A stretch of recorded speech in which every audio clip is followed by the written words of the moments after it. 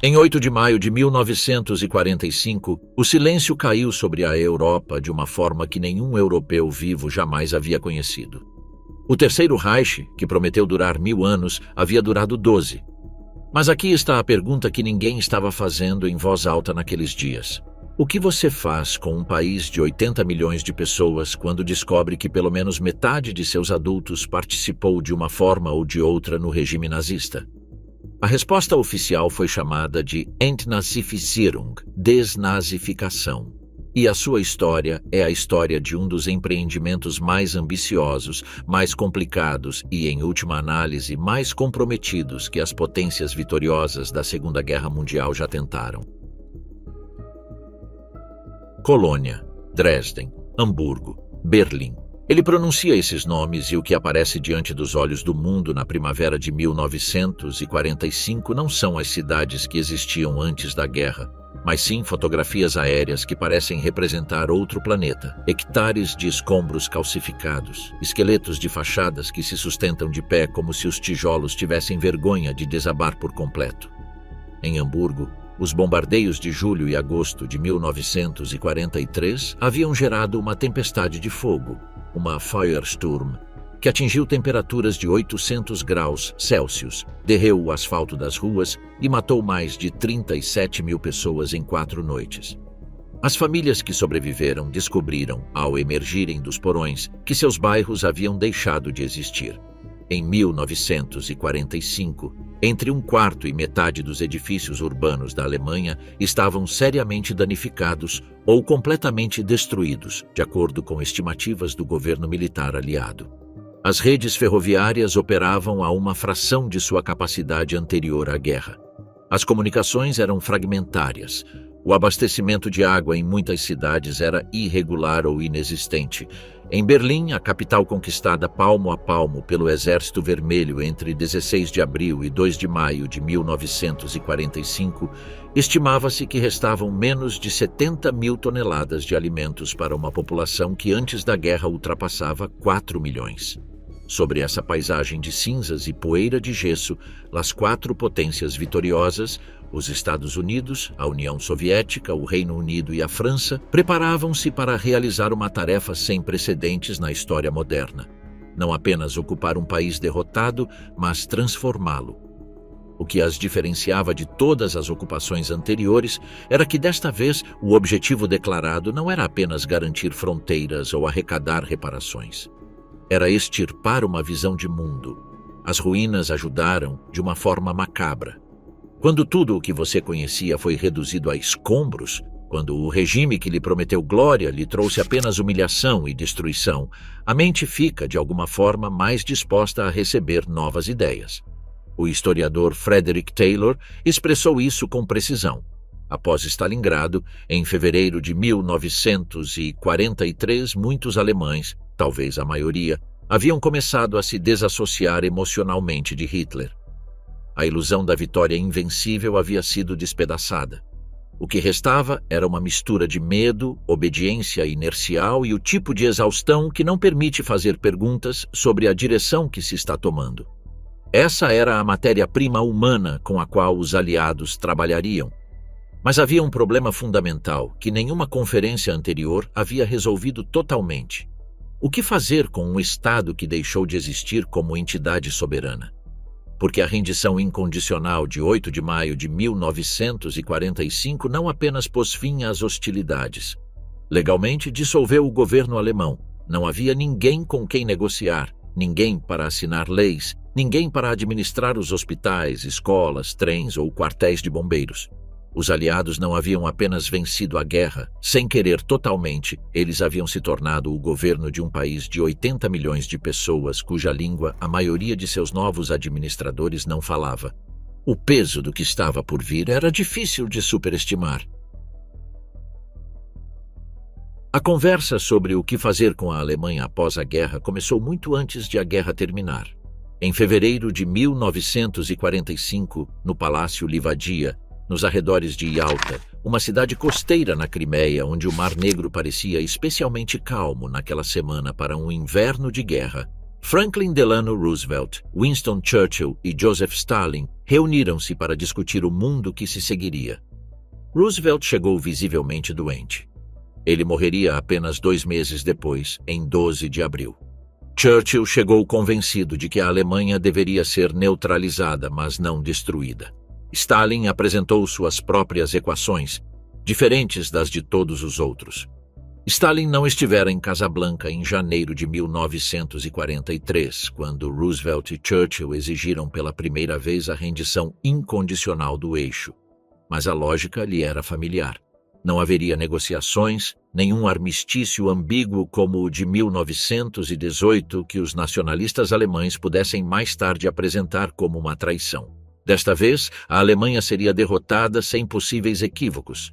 Em Yalta, os alicerces do que seria a ocupação foram lançados, mas os detalhes específicos, a mecânica exata de como transformar um Estado totalitário em uma democracia funcional, teriam de ser definidos em outro lugar e em outro momento. Esse momento chegou em julho de 1945, quando delegações das 3 potências vitoriosas se reuniram no Palácio Cecilienhof em Potsdam, uma cidade nos arredores de Berlim que havia sido a residência dos Hohenzollern e ficava dentro da zona de ocupação soviética em julho de 1945. Era um detalhe geográfico carregado de ironia, líderes ocidentais entrando para negociar o futuro da Alemanha em território controlado por Stalin. A Conferência de Potsdam, que ocorreu de 17 de julho a 2 de agosto de 1945, também foi cenário de uma substituição significativa. Churchill, inesperadamente derrotado nas eleições gerais britânicas em 26 de julho, enquanto a conferência estava em andamento, foi substituído na mesa de negociações por Clement Attlee, o novo primeiro-ministro trabalhista. Roosevelt havia partido. Em seu lugar, Harry S. Truman, que mal completara 3 meses na presidência após a morte súbita de seu antecessor. Era uma cúpula de rostos novos negociando a ordem de um mundo velho. O que Potsdam produziu não foi um tratado de paz no sentido estrito. Isso não viria até a reunificação alemã em 1990. Mas uma série de protocolos e acordos que os historiadores resumiriam sob o nome dos 4 Ds: desnazificação, desmilitarização, descentralização e democratização. Alguns historiadores acrescentam um quinto, a descartelização, para se referir ao desmantelamento dos grandes conglomerados industriais que haviam financiado e armado o regime. Juntas, essas 4 ou 5 palavras representavam a agenda mais ambiciosa de engenharia social que qualquer grupo de potências vitoriosas já havia tentado em um Estado moderno. O Acordo de Potsdam declarava explicitamente que todos os membros do Partido Nazista que tivessem sido mais do que participantes nominais deveriam ser destituídos de cargos públicos ou semipúblicos e de posições de responsabilidade em grandes empresas privadas. As organizações nazistas, a SS, a Gestapo, o SD, a SA, o aparato da Wehrmacht, deveriam ser dissolvidas. Todas as leis nazistas que discriminavam com base em raça, credo ou opinião política deveriam ser abolidas. O sistema judicial alemão, que por 12 anos havia operado como um instrumento do regime, seria reorganizado desde os alicerces. Por trás de tudo isso estava uma conversa interna que os aliados não divulgavam facilmente: o debate sobre o Plano Morgenthau. Henry Morgenthau Jr., secretário do Tesouro dos Estados Unidos, havia proposto em 1944 e conseguido que Roosevelt aprovasse provisoriamente na Conferência de Quebec em setembro daquele ano, um plano para transformar a Alemanha em um país essencialmente agrário, despojado de toda a infraestrutura industrial. A lógica era que, se a Alemanha não pudesse produzir aço, não poderia fabricar tanques. A indústria pesada no Ruhr e no Sarre seria internacionalizada ou desmantelada. A Alemanha se tornaria uma colcha de retalhos de estados federais camponeses, incapazes de desencadear uma guerra industrial novamente. A proposta foi vazada para a imprensa, que a recebeu com hostilidade. O Wall Street Journal chamou-o de Plano Cartaginês. A opinião pública americana reagiu negativamente. E Roosevelt, que morreu em abril de 1945 sem ter estabelecido uma política definitiva, deixou a responsabilidade de decidir para seu sucessor Truman. O resultado foi a JCS 1067, a Instrução Operacional dos Chefes de Estado-Maior Conjunto dos EUA para o general Eisenhower como comandante da ocupação, que incorporava elementos do pensamento de Morgenthau, incluindo a ideia de que os americanos vinham para a Alemanha como comandantes conquistadores, não como libertadores, e que não deveriam adotar atitudes que pudessem ser interpretadas como reabilitação do regime. Este clima inicial de dureza trazia consigo uma tensão ideológica que definiria todo o processo. A luta entre aqueles que queriam punir a Alemanha e aqueles que entendiam que ela precisava ser reconstruída. Entre aqueles que viam a culpa coletiva como um princípio moral necessário e aqueles que alertavam que, se o país fosse sufocado economicamente, correria o risco de reproduzir exatamente o cenário de Versalhes que havia engendrado Hitler. A lição que os aliados queriam ter aprendido era a do Tratado de Versalhes. Em 1919, após a Primeira Guerra Mundial, as potências vitoriosas apostaram na humilhação econômica.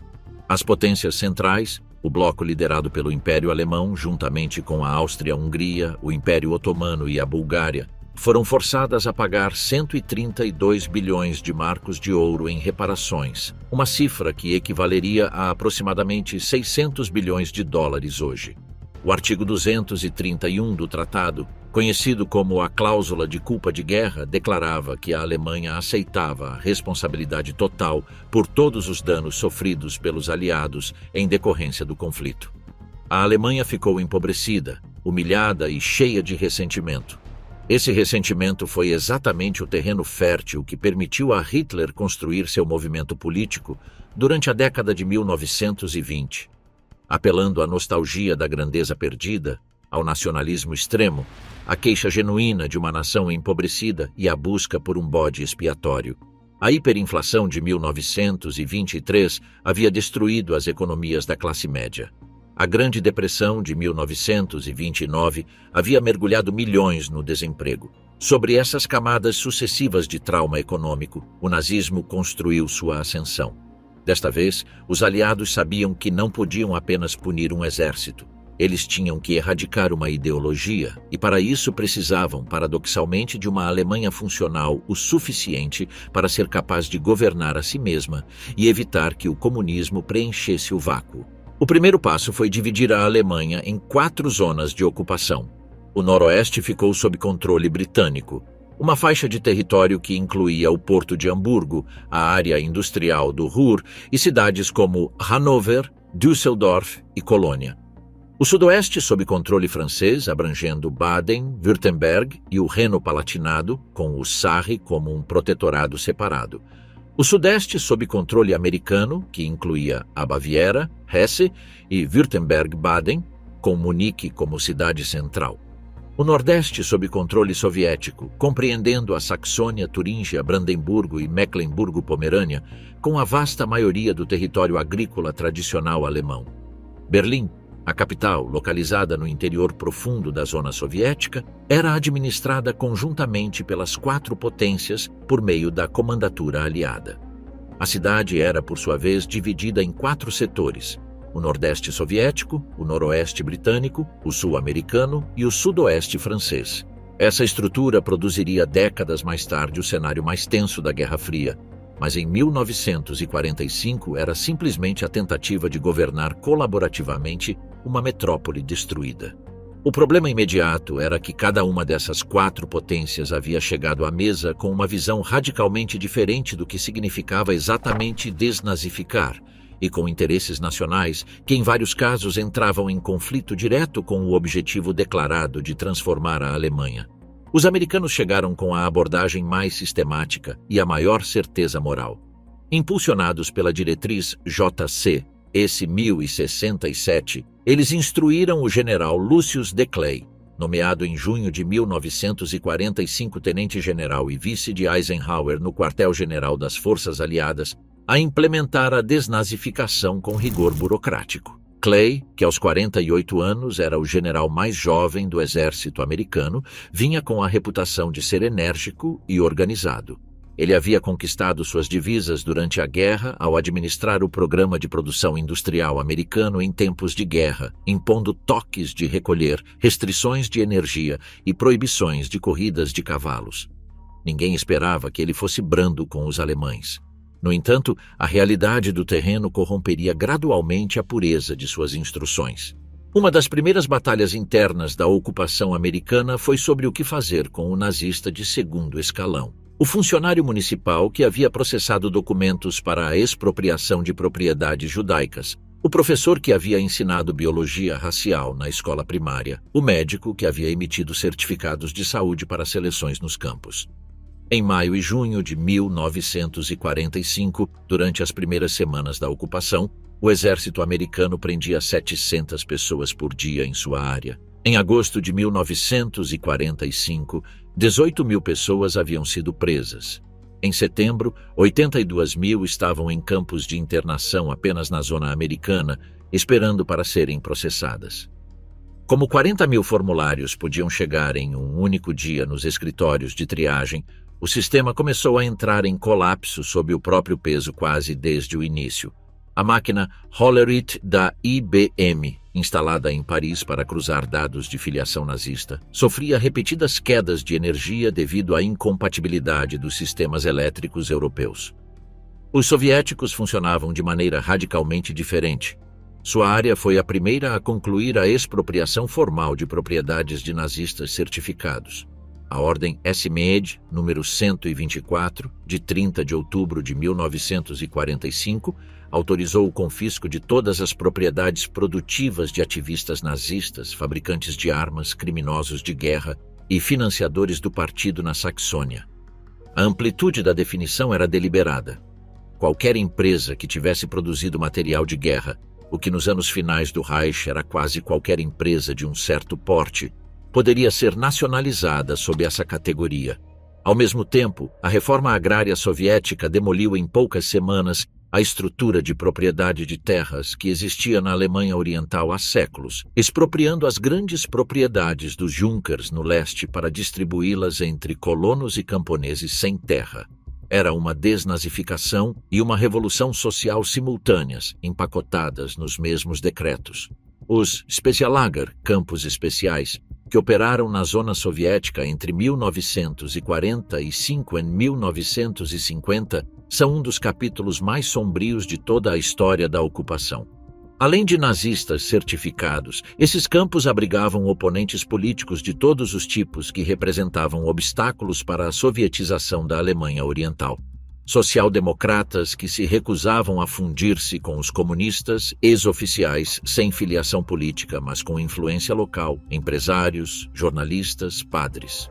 O campo de Sachsenhausen, em Oranienburg, o mesmo complexo que havia sido um campo de concentração nazista entre 1936 e 1945, foi convertido em 1945 no campo especial número 7 para as forças soviéticas.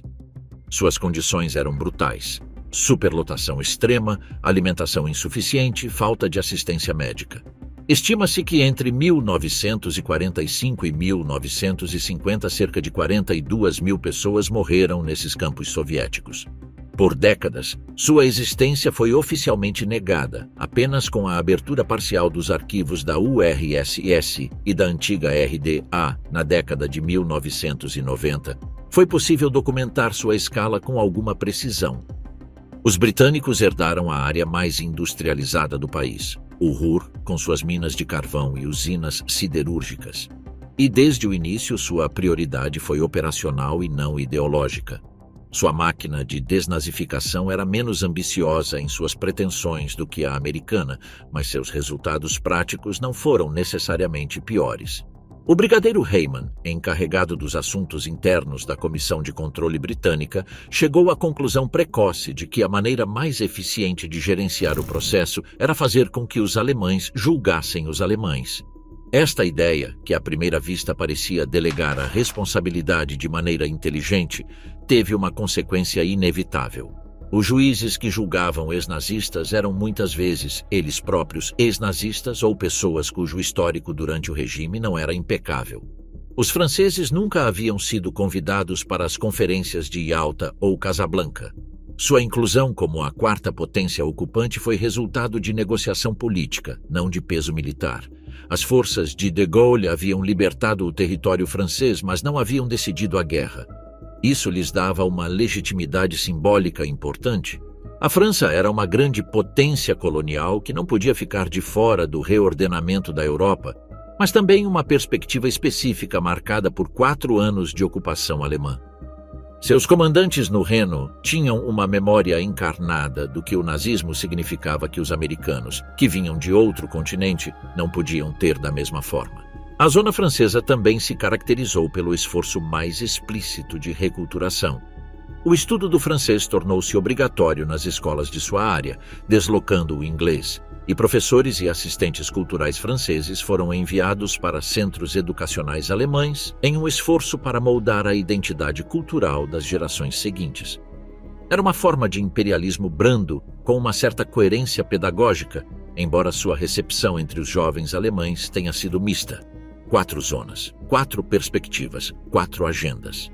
A Alemanha tornou-se um laboratório de diferentes metodologias para resolver um problema que nenhum país havia tido que enfrentar naquela escala. E a competição entre essas metodologias logo revelou que o único princípio que todas verdadeiramente compartilhavam era que nenhuma delas podia se dar ao luxo de parecer mais branda que as outras. A primeira coisa em que todos concordaram foi a mais imediata: prender os nazistas mais óbvios. Nos primeiros meses da ocupação, as 4 potências procederam com o que foi oficialmente chamado de prisões automáticas. Prisões automáticas de membros ativos do aparato nazista em posições de poder. Policiais que haviam feito parte da Gestapo. Funcionários civis que haviam aplicado as leis raciais. Membros da SS, a Schutzstaffel, elite paramilitar de Hitler, em todas as patentes. Oficiais do alto comando militar acusados de crimes de guerra. Diretores de empresas que haviam utilizado o trabalho escravo dos campos de concentração. Sem a necessidade de julgamento prévio, essas pessoas eram presas e levadas para campos de internação aliados.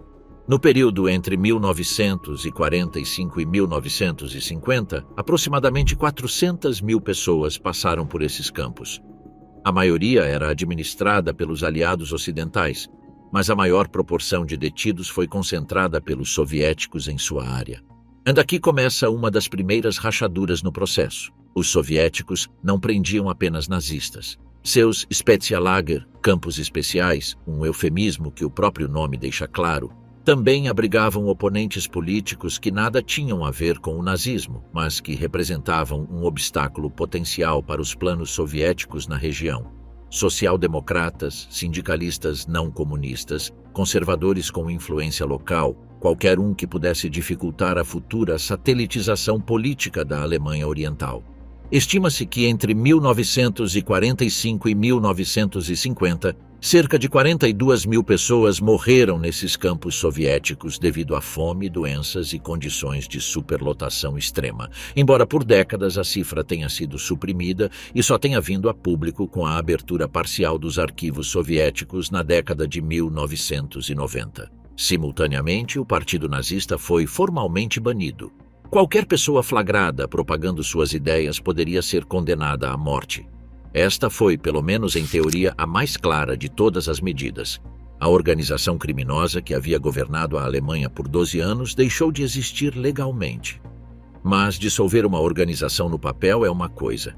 Erradicar a ideologia que aquela organização havia plantado no cérebro de 2 gerações é algo totalmente diferente. Os nazistas tinham sido, entre outras coisas, gênios do design visual e da propaganda de massa. Seu modelo era consciente e explícito.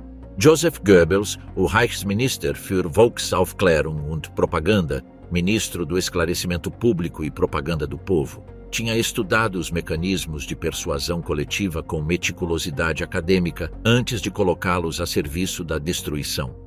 Sob sua liderança, o regime havia redecorado a Alemanha com sua iconografia por 12 anos. A suástica nos edifícios públicos, nos documentos oficiais, nas bandeiras que pendiam de praticamente todas as ruas de todas as cidades do país.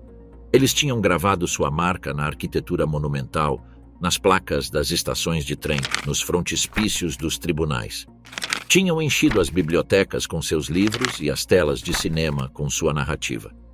Na noite de 10 de maio de 1933, apenas 3 meses após a tomada do poder, estudantes nazistas queimaram mais de 25 mil livros na Opernplatz de Berlim, agora rebatizada de Bebelplatz, enquanto Goebbels discursava para 40 mil pessoas com o microfone ligado e os refletores iluminando a fogueira para os cinejornais. As obras de Heinrich Heine, Sigmund Freud, Karl Marx, Bertolt Brecht, Erich Kästner e Ernest Hemingway queimaram naquela noite. A queima repetiu-se em mais de 20 cidades universitárias simultaneamente, com desfiles de tochas e cerimônias ritualizadas que Goebbels havia coordenado com precisão propagandística.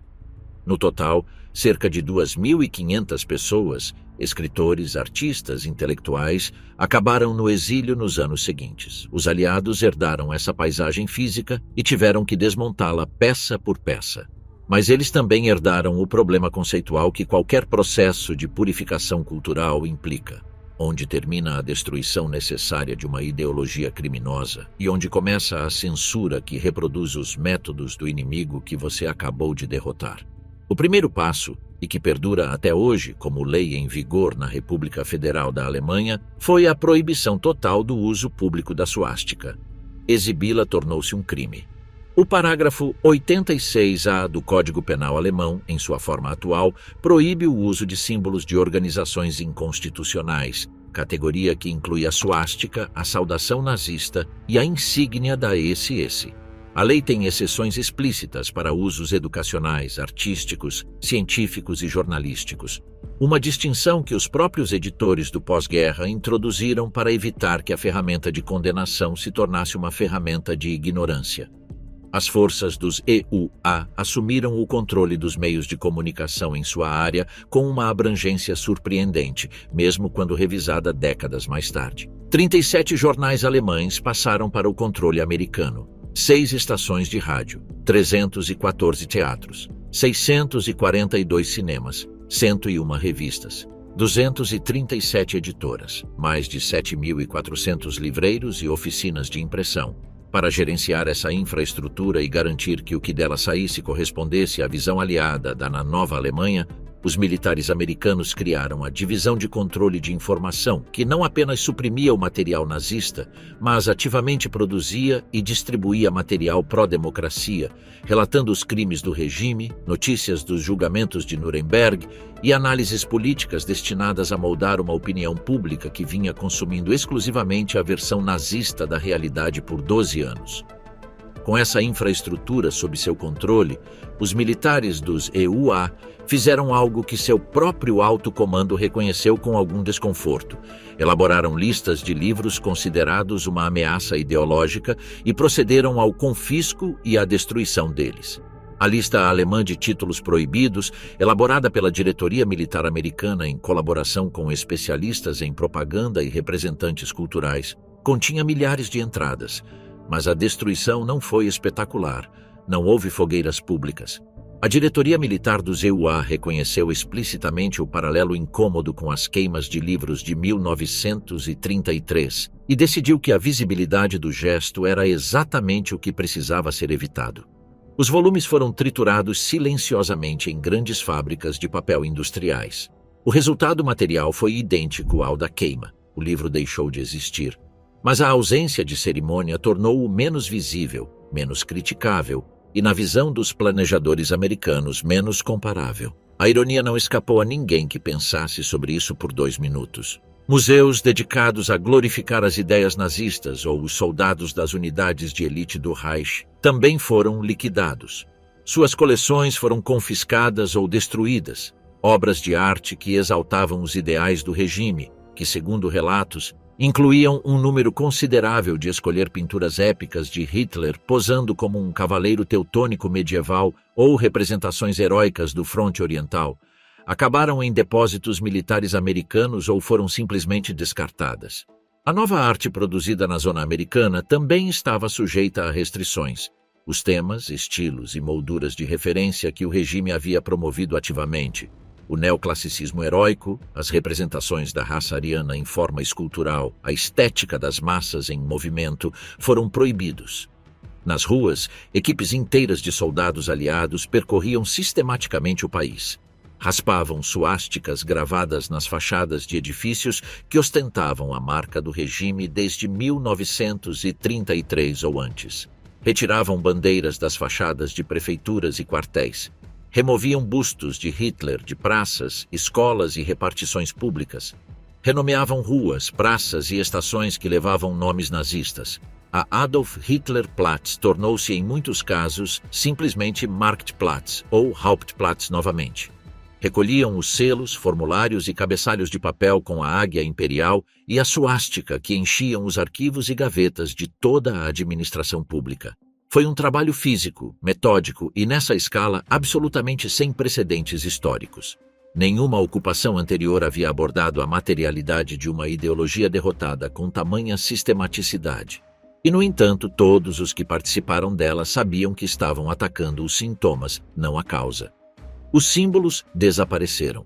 As ideias permaneceram nos cérebros daqueles que as haviam usado. A batalha mais difícil não seria raspar a pedra, mas mudar as mentes. Em 18 de maio de 1945, na pequena cidade bávara de Nammering, perto de Passau, soldados do ZUA forçaram os moradores das vilas vizinhas a marchar até um campo onde jaziam os corpos de várias centenas de prisioneiros massacrados durante uma das últimas marchas da morte do regime. Os moradores da vila, pessoas que tinham vivido a poucos quilômetros dos campos e oficialmente não sabiam de nada, foram forçados a assistir. Alguns receberam paz e tiveram que ajudar a dar aos mortos um sepultamento digno. Esta cena não foi improvisada. Fazia parte de uma estratégia. Os aliados tinham desenhado uma sofisticada operação de guerra psicológica que ia muito além de cartazes e panfletos. Seu objetivo central era produzir na população alemã o que os planejadores chamavam de Kollektivschuld, culpa coletiva. A impossibilidade psicológica de se distanciar dos crimes do regime recorrendo à ignorância, à passividade ou à diferenciação entre o nazismo e o povo alemão comum. Se essa distância existisse, se os alemães pudessem dizer a si mesmos que isso tinha sido feito pelos nazistas e não por eles, then a reforma moral necessária para construir uma democracia estável seria impossível. A aposta intelectual era enorme e o risco também. O jornalista e escritor Hans Habe, que havia retornado ao país como soldado americano após anos no exílio e quase imediatamente se tornou editor do primeiro jornal alemão com licença aliada em Munique, apontou o dilema claramente. Se os alemães fossem coletivamente culpados, se todos, sem exceção, carregassem a responsabilidade pelos crimes do Reich, então, na prática, nenhum indivíduo tinha culpa específica, porque a culpa compartilhada por todos é a culpa de ninguém em particular. Eugen Kogon, um escritor político e católico devoto que havia passado 6 anos no campo de concentração de Buchenwald por sua oposição ativa ao regime, expressou a mesma preocupação sob a perspectiva da vítima. A estratégia da culpa coletiva estava criando em muitos alemães uma reação defensiva que favorecia não uma reflexão genuína, mas a negação e o ressentimento. Mas o exército americano, em meados de 1945, tinha suas próprias pressões. Pesquisas com soldados estacionados na Alemanha mostraram que uma proporção significativa deles, em alguns regimentos até 60% ou 70%, de acordo com depoimentos coletados, considerava os alemães como um todo como inimigos e não estava particularmente interessada em fazer distinções. O manual distribuído aos soldados americanos antes da entrada na Alemanha, no outono de 1944, 48 páginas conhecidas como Pocket Guide to Germany, com 2 milhões de cópias distribuídas, alertava: não confie em ninguém exceto nos de sua própria espécie. Cuidado especialmente com os jovens alemães entre 14 e 28 anos de idade. Desde 1933, a juventude alemã tem sido cuidadosamente e profundamente educada para a conquista do mundo, o assassinato e a traição. A orientação era explícita. Você estava em território inimigo. Não havia fraternização. Era absoluto. Sidney Bernstein, chefe da Divisão de Guerra Psicológica das Forças Aliadas, articulou o objetivo da campanha de culpa coletiva com a brutalidade que o contexto parecia justificar. A intenção era chocar e humilhar os alemães, provar-lhes, além de qualquer contestação possível, que esses crimes contra a humanidade haviam sido cometidos e que o povo alemão, não apenas os nazistas e a esse, carregava a responsabilidade. Era um mandato que reconhecia implicitamente algo que os planejadores aliados sabiam e que nenhum discurso oficial podia dizer em voz alta: que milhões de alemães comuns sabiam de aspectos substanciais dos crimes do regime ou poderiam saber se tivessem querido olhar. Os cartazes foram o primeiro instrumento, o mais imediato e o mais barato de produzir. O mais famoso de todos, distribuído por toda a Alemanha no verão de 1945, mostrava 7 fotografias dos cadáveres de vítimas do campo de concentração de Dachau, após sua libertação pelas tropas americanas, dominado por uma grande manchete em preto sobre fundo branco. Diese Schandtaten, eure Schuld. Estas infâmias, culpa de vocês. O texto abaixo das imagens era explícito. Em 12 anos, criminosos nazistas torturaram, deportaram e assassinaram milhões de europeus. Homens, mulheres e crianças foram perseguidos até a morte apenas por serem judeus, tchecos, russos, poloneses ou franceses. E os alemães assistiram em silêncio e toleraram isso. Havia outros cartazes igualmente diretos, alguns com imagens de cadáveres de Bergen-Belsen tiradas por fotógrafos do exército nos dias seguintes à libertação do campo em abril de 1945. Cada um carregava a mesma acusação estrutural. Não era apenas o regime o responsável, mas qualquer alemão que soubesse e não tivesse agido. O escritor britânico James Stern, que acompanhou as tropas americanas naqueles meses e deixou um testemunho detalhado do que observou, descreveu uma cena em uma pequena cidade alemã cujo nome ele não especificou em seu relato. Uma multidão reunida em torno de uma série de fotografias que a princípio pareciam mostrar lixo amontoado, resíduos sem forma empilhados em um campo e que, quando olhadas de perto, revelavam ser corpos humanos. Cada fotografia tinha a manchete: quem é culpado? Pouco depois, os cartazes foram substituídos por versões maiores e mais explícitas. Esta cidade é culpada. Você é culpado. O confronto direto com os cadáveres era o nível seguinte da estratégia. Para as comunidades que viviam perto de campos de concentração recém-libertados, a experiência foi imediata. Foram fisicamente conduzidos aos recintos, muitas vezes em colunas organizadas por soldados americanos que lideravam o prefeito da cidade e os membros do conselho municipal. Mostraram-lhes os alojamentos, as câmaras de gás, os crematórios, as valas comuns com suas camadas sobrepostas de mortos. Em alguns casos, como em Nammering, deram-lhes paz.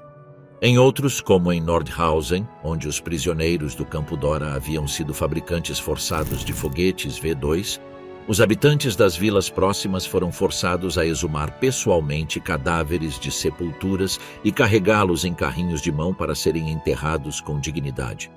As reações documentadas foram diversas. Alguns choravam, outros vomitavam. Alguns mantinham uma expressão neutra que os intérpretes descreviam imprecisamente como descrença ou choque. Alguns protestaram, insistindo que não tinham ouvido nada. As fotografias tiradas naquele dia mostram rostos que os historiadores analisam há décadas sem chegar a um consenso. Culpa genuína, horror genuíno, negação defensiva ou simplesmente a exaustão de pessoas que vinham sobrevivendo há anos dentro de um sistema que também as esmagava. Para aqueles que viviam mais longe dos campos, o exército americano transportou o horror diretamente para as vilas. Caminhões carregados de cadáveres foram levados para as praças públicas. Exibições de filmes documentários sobre os crimes do regime, incluindo o curta-metragem Die Todesmühlen, Os Moinhos da Morte, lançado na zona americana em janeiro de 1946, e o subsequente Welt em Film número 5, tornaram-se de comparecimento obrigatório para os soldados da Wehrmacht em cativeiro e para os civis em muitas cidades. Muitos espectadores caíram em lágrimas durante as exibições. Outros saíram de cabeça baixa. Alguns tentaram resistir a entrar e tiveram que ser persuadidos ou diretamente conduzidos por soldados. O Estado alemão acreditou ser possível industrializar a morte e mantê-la fora do campo de visão da maioria. Os aliados estavam determinados a provar que isso era uma mentira. Em 20 de novembro de 1945, no Palácio de Justiça de Nuremberg, a cidade que havia sido palco dos grandes comícios do Partido Nazista, deliberadamente escolhida para que seu nome se tornasse sinônimo não do triunfo, mas da condenação do Reich, começou o julgamento mais importante do século XX. O Tribunal Militar Internacional julgou 24 dos mais importantes altos comandantes nazistas que haviam caído nas mãos dos aliados. Presidindo a lista estão nomes que nos anos anteriores representavam o poder absoluto. Hermann Göring, o Reichsmarschall, que fora comandante em chefe da Luftwaffe, presidente do Reichstag e herdeiro oficial de Hitler até as semanas finais da guerra, chegou ao banco dos réus com 4 assistentes, uma enfermeira, 2 motoristas e uma equipe de cozinha de 5 pessoas. Ele havia deixado para trás um trem cheio de arte roubada e caviar e champanhe suficientes para durar anos. Joachim von Ribbentrop, o ministro das Relações Exteriores que havia assinado o Pacto Molotov-Ribbentrop em 1939. Wilhelm Keitel, chefe do alto comando das Forças Armadas. Ernst Kaltenbrunner, sucessor de Reinhard Heydrich à frente da SS e um dos arquitetos do Holocausto. Karl Dönitz, o almirante a quem Hitler nomeou seu sucessor em seu testamento político. O julgamento durou 11 meses, até 1º de outubro de 1946. Em 1º de outubro de 1946, o tribunal pronunciou seus veredictos. 19 dos 21 réus presentes foram considerados culpados. 3 foram absolvidos. 12 receberam sentenças de morte. 3 foram condenados à prisão perpétua. O restante recebeu sentenças de entre 10 e 20 anos de prisão. Em 16 de outubro de 1946, 10 homens foram levados ao ginásio do complexo penitenciário de Nuremberg e enforcados. Hans Frank, o governador-geral da Polônia ocupada, onde supervisionara o assassinato de milhões. Wilhelm Frick, ministro do interior que redigira as leis de Nuremberg contra os judeus. Julius Streicher, o editor do semanário antissemita Der Stürmer. Alfred Rosenberg, o ideólogo do partido. Ernst Kaltenbrunner, Joachim von Ribbentrop, Fritz Sauckel, o coordenador de trabalho escravo que arrastara milhões de pessoas dos territórios ocupados para servir nas fábricas alemãs. Alfred Jodl, Wilhelm Keitel e Arthur Seyss-Inquart. Martin Bormann, secretário pessoal de Hitler, foi condenado à morte à revelia. Por décadas houve especulações sobre se ele havia escapado. Em 1998, um teste de DNA de seus restos mortais, encontrados em Berlim, confirmou que ele havia morrido nos dias finais da guerra. Hermann Göring cometeu suicídio na noite antes à sua execução, engolindo uma cápsula de cianeto que investigações subsequentes não conseguiram determinar com certeza como ele havia obtido em uma cela supostamente vigiada. O que se sabe é que suas últimas semanas no banco de testemunhas tinham sido paradoxalmente um espetáculo. A revista Life descreveu suas 2 semanas de depoimento de autodefesa como arrogante, astuto e inteligente. Göring havia desfrutado dos holofotes até o último momento. Mas Nuremberg foi apenas a ponta do iceberg. Entre dezembro de 1946 e abril de 1949, os Estados Unidos conduziram 12 julgamentos adicionais no mesmo tribunal. No total, 199 réus foram julgados nesses julgamentos suplementares. 161 foram condenados e 37 sentenciados à morte. Os réus incluíam médicos que haviam feito experimentos em seres humanos, juízes que haviam pervertido a lei para servir ao regime, industriais que haviam utilizado o trabalho escravo, comandantes da SS responsáveis pelos Einsatzgruppen. Os esquadrões móveis de extermínio que operavam atrás das linhas de frente no leste. Foi justiça, foi incompleta. E a pergunta que ninguém conseguia responder satisfatoriamente era: o que seria feito com os outros 45 milhões? Quando a guerra terminou, cerca de 8 milhões e meio de alemães, aproximadamente 10% da população total do país, eram membros do Partido Nazista. Mas o aparato de apoio ao regime era muito mais amplo. A Frente Alemã do Trabalho tinha 25 milhões de membros. A Obra de Assistência Popular Nacional Socialista, a organização de bem-estar social do partido, contava com 17 milhões. A Liga das Mulheres Nacional Socialistas, ultrapassava 2 milhões. No total, somando o partido e todas as organizações afiliadas que constituíam a estrutura do Estado nazista, estamos falando de aproximadamente 45 milhões de pessoas. Julgar 45 milhões de pessoas em um tribunal formal era matematicamente impossível. Os aliados precisavam de um sistema. O sistema que eles desenharam foi chamado, em sua versão mais desenvolvida, de Lei de Libertação do Nacionalsocialismo e do Militarismo, promulgada na zona americana em 5 de março de 1946. E seu instrumento central era o Fragebogen, um questionário de 131 perguntas distribuído a todos os adultos alemães com mais de 18 anos. As perguntas cobriam tudo: histórico de filiação política, cargos ocupados, organizações das quais havia participado, propriedades adquiridas durante o regime, viagens realizadas, publicações escritas. Era, em teoria, uma ferramenta de raio-x social sem precedentes. Entre 1945 e 1948, 20 milhões desses formulários foram distribuídos nas 4 zonas de ocupação. Na zona americana, o processo gerou 13 milhões e meio de fichas de registro processadas, das quais 10 milhões e meio foram inicialmente classificadas como casos não imputáveis. Os casos que eram imputáveis foram transferidos para as Spruchkammer, tribunais de desnazificação administrados não pelos aliados, mas por alemães, compostos por pessoal que havia sido vetado pelas forças de ocupação. 545 desses tribunais foram estabelecidos na zona americana, organizados ao nível de CREIS, a unidade administrativa equivalente a um condado, com um pessoal total de aproximadamente 22 mil pessoas.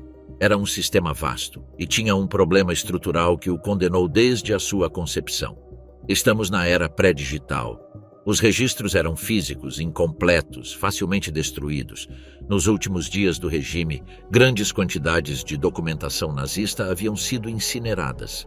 Os arquivos do partido, que haviam sido salvos em parte pela ação de um funcionário antinazista que resgatou listas de membros de sua destruição ordenada em abril de 1945, enquanto as tropas americanas avançavam sobre Munique, ofereciam dados parciais, mas não abrangentes. O falso testemunho era generalizado.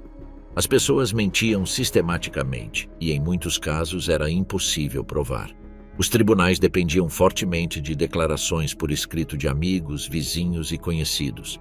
E aqui apareceu o problema mais profundo.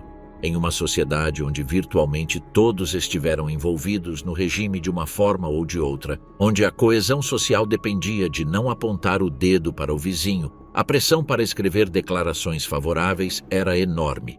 Dezenas de milhares de alemães com passados questionáveis conseguiram Persilscheine, literalmente certificados Persil, batizados com o nome da popular marca de detergente, porque deixavam limpa a reputação daqueles que os obtinham.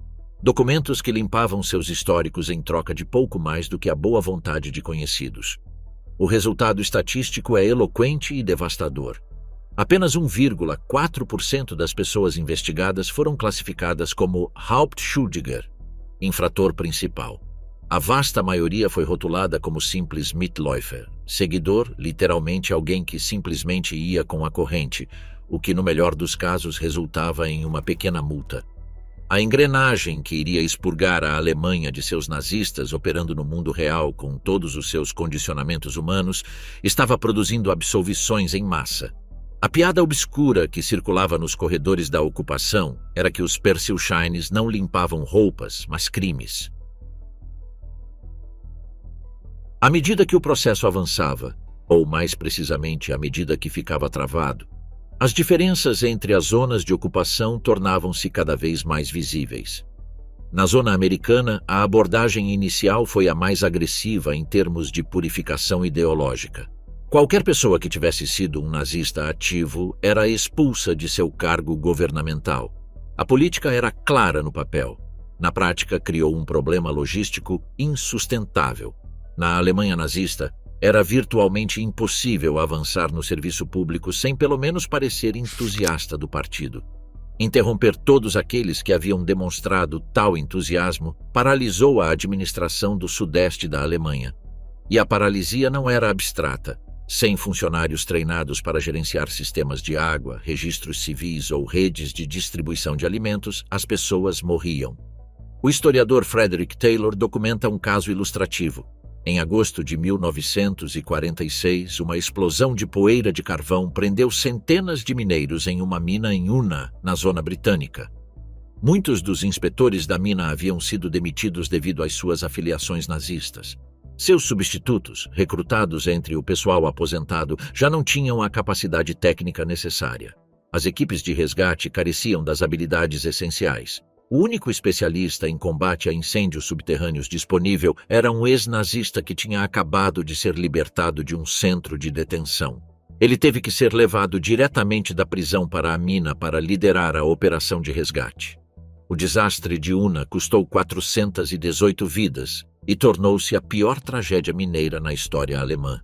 Não se podia dizer com certeza que a desnazificação causara todo o acidente, mas também não se podia negar que o expurgo massivo de pessoal técnico qualificado contribuíra para a magnitude do desastre. Na zona britânica, os comandantes militares adotaram uma abordagem mais pragmática desde o início. A política declarada era expurgar todos os oficiais seniores, mas reintegrá-los se verificações subsequentes mostrassem que eram aceitáveis, um adjetivo diplomático que o Foreign Office usou deliberadamente em toda a sua ambiguidade. Privadamente, o brigadeiro Douglas Heymann, vice-chefe da Divisão de Assuntos Internos da Comissão de Controle, concluiu que a melhor solução era que os próprios alemães julgassem os seus. Na prática, era uma forma de transferir a responsabilidade pelo fracasso inevitável. Na zona francesa, a ênfase era ainda diferente. A França, que havia vivido 4 anos de ocupação humilhante, queria acima de tudo garantir que os nazistas fossem eliminados do serviço civil e das indústrias fundamentais, observando os americanos lidarem com os expurgos políticos, mas sua prioridade mais profunda era a desindustrialização. Eles não queriam que a Alemanha fosse capaz de reconstruir a máquina de guerra que havia esmagado Paris em 6 semanas em 1940. Suas políticas culturais também eram particulares. O estudo do francês tornou-se obrigatório nas escolas de sua área, deslocando o inglês, e professores franceses foram enviados para as salas de aula alemãs para garantir que a próxima geração aprendesse a olhar para a França como um modelo de civilização. Helmut Schnatz, que tinha 12 anos em 1946 e frequentava o ginásio em Koblenz, lembraria décadas mais tarde das salas de aula congelantes daquele inverno brutal. A madeira e o carvão eram reservados para os ocupantes, com os alunos amontoados em suas carteiras usando suéteres e casacos, enquanto uma elegante assistente francesa, recém-chegada em seu primeiro emprego, dava aulas completamente alheia ao frio que paralisava seus alunos. E então havia a zona soviética. Os soviéticos tinham o processo de desnazificação mais organizado e unificado dos 4, mas também o mais instrumental. Nos setores ocidentais, o governo pós-nazista foi construído com pessoas de todo o espectro político. Na zona soviética, dava-se preferência sistemática aos membros do KPD, o Partido Comunista da Alemanha, que mais tarde se fundiria com o Partido Social Democrata sob pressão soviética para criar o Partido Socialista Unificado da Alemanha, o SED. O objetivo de Moscou era claro: transformar a Alemanha Oriental em um corredor comunista que expandiria a influência soviética para a Europa Ocidental. Para financiar a reconstrução de seu próprio território, devastado pela invasão nazista entre 1940 e 1944. Os soviéticos desmantelaram e enviaram para a União Soviética grande parte da infraestrutura industrial de sua área, maquinário de fábricas, locomotivas, equipamentos de telecomunicações, material científico. Era uma forma de reparação em espécie que empobreceu a Alemanha Oriental por décadas. Em Berlim, a capital dividida, cada candidato político tinha que passar pelo escrutínio da comandatura aliada. O resultado era um filtro absurdo. Os 4 aliados tinham que concordar com cada nome. No contexto da crescente tensão da Guerra Fria, a desnazificação morreu 2 vezes. A primeira, lentamente, sufocada por suas próprias contradições internas. A segunda, rapidamente, executada pela lógica da Guerra Fria. Já em 1947, a coalizão que havia derrotado o nazismo estava se desfazendo. A tensão entre os americanos e os soviéticos havia começado muito antes, mas foi com o discurso de Winston Churchill em Fulton, Missouri, em 5 de março de 1946, onde ele falou de uma cortina de ferro dividindo a Europa desde Stettin, no Báltico, até Trieste, no Adriático, que ficou claro para todos os observadores que a aliança antinazista fora uma necessidade tática, não uma comunidade de valores. Para os americanos, o comunismo começou a deslocar o nazismo como a ameaça existencial número 1. E neste novo cenário, a Alemanha, ou mais precisamente a Alemanha Ocidental, deixou de ser um problema a ser resolvido e tornou-se um ativo a ser recrutado. A lealdade alemã ao bloco ocidental valia mais do que a pureza ideológica do processo de desnazificação. A lógica era simples e brutal. Os nazistas que não tinham utilidade para os aliados caíam, aqueles que eram úteis sobreviviam, e às vezes prosperavam. O caso mais emblemático e documentado dessa transação moral foi a Operação Paperclip, o programa secreto americano para recrutar os melhores cientistas do Reich e levá-los para os Estados Unidos. A operação, que realocou mais de 1.500 especialistas alemães e austríacos em solo americano, foi posteriormente avaliada em 10 bilhões de dólares em patentes e processos industriais. Sua figura mais conhecida é Wernher von Braun, o cientista que havia desenvolvido o foguete V-2 para o exército nazista, a primeira arma balística de longo alcance da história, que caiu sobre Londres e Antuérpia, matando milhares de civis, e que, graças ao Paperclip, tornou-se o arquiteto central do programa espacial americano. Foi a sua equipe que desenvolveu os foguetes Saturno V, que levaram Neil Armstrong à Lua em julho de 1969. A existência de evidências substanciais de que von Braun havia utilizado o trabalho escravo de campos de concentração em suas investigações em Peenemünde foi cuidadosamente enterrada pelas autoridades militares americanas. A política oficial do Paperclip estabelecia que qualquer pessoa que tivesse sido mais do que um membro nominal do Partido Nazista não poderia ser recrutada. Na prática, como a historiadora Annie Jacobsen documentou em sua pesquisa, os militares americanos falsificaram ou suprimiram sistematicamente informações comprometedoras sobre o histórico dos cientistas que queriam incorporar. Os soviéticos fizeram exatamente a mesma coisa com os seus próprios recrutas. O resultado prático foi que os nazistas mais incompetentes ou menos úteis, aqueles que não tinham nada a oferecer a nenhuma das grandes potências concorrentes, foram os mais propensos a cair sob o mecanismo punitivo da desnazificação, enquanto os técnicos, cientistas, estrategistas militares e gerentes industriais de primeiro escalão encontraram refúgio sob o guarda-chuva de uma superpotência ou de outra. Em fevereiro de 1948, os soviéticos foram os primeiros a anunciar oficialmente o fim de seus procedimentos de desnazificação. Não demorou muito para que os outros fizessem o mesmo. Em 11 de maio de 1951, o Parlamento Federal recém-constituído da Alemanha, o Bundestag, aprovou a Lei 131. Era um texto de poucas páginas com enormes consequências. Permitia que todos aqueles que haviam sido demitidos sob as categorias de Mitläufer, seguidor, ou Minderbelasseter, infrator menor, em 1945 retornassem aos seus postos na administração pública. Em 6 de outubro de 1952, um novo decreto reintegrou formalmente os direitos de todos aqueles que haviam sido removidos da vida pública devido às suas afiliações com o Partido Nazista ou com a Wehrmacht. E a partir desse ponto, a discriminação no emprego ou na vida civil baseada nessas afiliações passadas foi declarada ilegal. Em outras palavras, o Estado alemão que havia surgido das ruínas do nazismo tornou crime discriminar ex-nazistas. A justificativa oferecida pelo chanceler Konrad Adenauer, o primeiro chefe de governo da República Federal, eleito em 15 de setembro de 1949 pelo Bundestag, com uma maioria de exatamente um voto, o seu próprio, foi pragmática ao ponto da brutalidade. O fascismo havia permeado tão completamente o sistema político e o serviço público alemão que não restava ninguém sem um passado comprometido para governar o país. Não se joga fora a água suja enquanto não se tem água limpa, respondeu ele quando questionado sobre suas escolhas de pessoal. A realidade da administração alemã dos anos 50 confirma o que essa frase implica. Em agosto de 1950, um quarto de todos os chefes de departamento nos ministérios federais centrais eram ex-membros do Partido Nazista. Na Baviera, entre 30% e 60% dos funcionários do governo do Land eram ex-nazistas na época em que o Estado Federal foi fundado em 1949.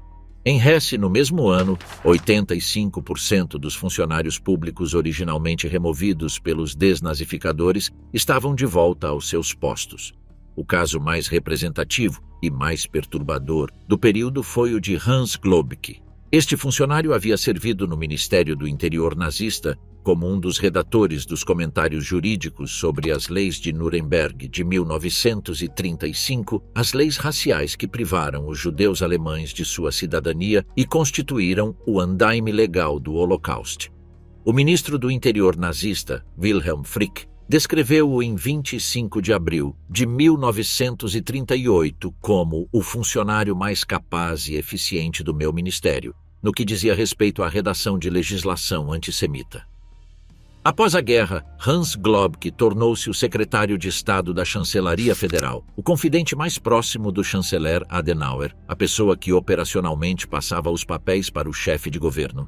Quando, em 1960, Adolf Eichmann foi capturado em Buenos Aires pelo Mossad e levado para Jerusalém para ser julgado por seus crimes como o coordenador logístico do Holocausto, o mais aterrorizado dos funcionários de Bonn não foi Adenauer, mas Globke. Ele havia ajudado a construir a estrutura jurídica na qual Eichmann havia operado, e havia o risco de que o nome de Globke surgisse no julgamento de Jerusalém. Investigações subsequentes revelaram que o Serviço Federal de Inteligência Alemão, o BND, cujo primeiro diretor foi Reinhard Gehlen, ex-chefe do Serviço de Inteligência da Wehrmacht no Fronte Oriental, chegou a recrutar um informante na equipe de defesa de Eichmann para controlar o que o réu pudesse dizer. Globke aposentou-se silenciosamente com Adenauer em 1963 e recebeu a Gran Cruz do Mérito da República Federal. Morreu em Bonn em 1973. Adenauer não era ingênuo sobre o que estava fazendo. Sua política era de integração em vez de purificação, calculando que milhões de alemães com passados comprometidos seriam mais inclinados a apoiar a nova democracia se sentissem que tinham um lugar nela. Foi um cálculo político que, em termos de estabilidade imediata, funcionou. Mas teve um preço silencioso. Na Alemanha dos anos 1950, instalou-se o que os historiadores chamaram de silêncio comunicativo. O milagre econômico, o Wirtschaftswunder, a crescente prosperidade, as novas geladeiras, os carros, as televisões, funcionavam como um anestésico social. Perguntas sobre o passado não eram feitas, nem nas mesas de família, nem nas escolas, nem nos parlamentos. Os pais não contavam aos filhos o que tinham feito ou sabido durante os anos do Reich, e o Estado, em silêncio, os protegia. A rachadura na parede do silêncio ocorreu em 1958, de forma completamente acidental. Um ex-membro de um dos Einsatzgruppen, os esquadrões móveis da morte que operavam no leste, executando judeus, ciganos e comissários políticos soviéticos em massa durante o avanço alemão entre 1941 e 1943, tentou ingressar no serviço público no estado de Baden-Württemberg. Investigações de rotina em sua candidatura de emprego revelaram seu histórico, e esse histórico levou a outros nomes. E esses nomes levaram a mais. O julgamento que se seguiu, conhecido como o Julgamento de Ulm, foi o primeiro caso de assassinato em massa julgado na Alemanha Ocidental desde a fundação do Estado Federal. O fato de 10 homens responsáveis pela morte de mais de 5.000 pessoas no Báltico estarem vivendo vidas perfeitamente comuns e respeitáveis em diferentes cantos da Alemanha Ocidental por mais de uma década gerou um choque que nem a amnésia coletiva de Adenauer nem o pragmatismo conseguiram conter. Como resultado direto do escândalo, o Escritório Central das Administrações Judiciais dos Estados Federais para a Clarificação dos Crimes do Nacionalsocialismo foi estabelecido em Ludwigsburg em 1958. Sua missão: coordenar em nível federal a investigação e o julgamento dos crimes nazistas cometidos fora da jurisdição alemã comum nos territórios ocupados, nos Estados Unidos, nos campos de extermínio atrás das linhas de frente. Foi a primeira instituição sistemática, centralizada e independente dedicada exclusivamente a esse propósito. A ironia histórica que o próprio livro de Frederick Taylor aponta com precisão. Entre os primeiros membros do escritório de Ludwigsburg, incluindo seu primeiro diretor, Erwin Schülle, havia pessoas que haviam pertencido ao Partido Nazista. A Alemanha, em 1958, não tinha escolha senão usar pessoas que haviam sido nazistas em algum grau para perseguir os nazistas. A partir desse momento, o número de procedimentos judiciais aumentou consideravelmente. A existência do escritório de Ludwigsburg também impulsionou a extensão da prescrição para os crimes nazistas. Em 1979, o assassinato cometido em um contexto nazista foi declarado imprescritível na Alemanha. A investigação e o julgamento poderiam continuar até que os culpados morressem. No total, entre 1945 e 2004, os tribunais da Alemanha Ocidental condenaram quase 6.500 pessoas por crimes ligados ao regime nazista, e acusações foram abertas contra mais de 100.000 réus. O silêncio comunicativo dos anos 50 não foi eterno. Tinha um limite geracional. Os filhos daqueles que haviam vivido o regime, nascidos no final dos anos 1930 e durante a guerra, criados na prosperidade do pós-guerra, educados em universidades que se abriam gradualmente às influências externas, começaram a fazer na segunda metade dos anos 1960 as perguntas que seus pais haviam evitado sistematicamente. O que você fez? O que você sabia? Por que ninguém impediu? Por que Hans Globke ainda está na chancelaria? Por que o ministro da Educação era membro do Partido Nazista? Por que o presidente do país, Heinrich Lübke, supervisionou a construção de instalações em Peenemünde, onde trabalhavam prisioneiros de campos de concentração? O movimento estudantil alemão de 1968 não foi, como em outros países, principalmente uma rebelião contra a Guerra do Vietnã ou contra as estruturas de poder capitalistas, embora tudo isso também estivesse presente. Foi, em seu cerne mais profundo, um confronto geracional com o passado específico da Alemanha. Os jovens acusavam seus pais de terem silenciado o Holocausto, de tê-lo enterrado sob o cimento do milagre econômico, de terem permitido que os perpetradores se reintegrassem pacificamente à sociedade. O choque foi brutal e produtivo ao mesmo tempo. Brutal porque abriu fraturas familiares e sociais que levariam décadas para cicatrizar. Produtivo porque criou a cultura da memória que a Alemanha conhece hoje. Os Stolpersteine, os paralelepípedos de bronze que hoje homenageiam as vítimas do nazismo nas calçadas de seus últimos endereços conhecidos em cidades por toda a Europa. Os memoriais de dimensões monumentais como o Memorial aos Judeus Mortos da Europa no coração de Berlim, inaugurado em 2005 a poucos metros do antigo bunker de Hitler, a educação obrigatória sobre o Holocausto nas escolas alemãs, a investigação sistemática pelos ministérios e instituições do Estado sobre suas próprias cumplicidades passadas. Uma pesquisa realizada em 1995, 50 anos após o fim da guerra, revelou que pouco mais da metade da população alemã via o 8 de maio de 1945 como um dia de libertação, com um adicional de 28% vendo-o como um dia de libertação, mas também de derrota. Apenas 13% ainda o consideravam puramente uma derrota. Foi uma transformação moral coletiva de proporções históricas, embora tardia e incompleta. Então, como a Alemanha conseguiu se livrar dos nazistas tão rapidamente? A resposta honesta é que não conseguiu. O que ela fez foi algo mais complicado, menos heróico e mais humano. Executou os nazistas mais notórios e menos úteis. Aprisionou alguns milhares, processou várias centenas de milhares por meio de um sistema burocrático cheio de lacunas que classificou a maioria como seguidores passivos e cobrou-lhes uma multa. Ignorou aqueles que tinham habilidades técnicas de que as superpotências precisavam. Deixou que a lógica da Guerra Fria enterrasse o processo antes que ele pudesse ser concluído. Adriano Sofri, o político italiano que anos mais tarde refletiria sobre os processos de memória coletiva na Europa, descreveu o problema central com precisão. Quando toda uma sociedade participou de um crime, alguns como autores diretos, muitos mais como cúmplices passivos, milhões como espectadores indiferentes, O processo de responsabilização tem de ser ao mesmo tempo universal e impossível. Universal porque a responsabilidade não se limita àqueles que empunharam a arma. Impossível porque você não pode aprisionar 70 milhões de pessoas. Os aliados não conseguiram resolver essa contradição. Ninguém poderia tê-lo feito completamente. O que eles de fato fizeram foi criar as condições mínimas: a destruição do aparato institucional do nazismo, a realização dos julgamentos de Nuremberg como um precedente legal e moral, a erradicação dos símbolos mais visíveis do regime, a distribuição em massa de documentação sobre os crimes, para que a transformação pudesse começar. Que essa transformação tenha levado décadas, que tenha passado por fases de amnésia deliberada e confrontos geracionais dolorosos que continue ainda hoje na forma de pesquisas institucionais e iniciativas educacionais, é parte do que essa história revela. A desnazificação formal durou aproximadamente 7 anos, de 1945 a 1952. A desnazificação cultural, se podemos falar de um processo que, por definição, nunca termina completamente, vem ocorrendo há mais de 8 décadas e ainda está em andamento.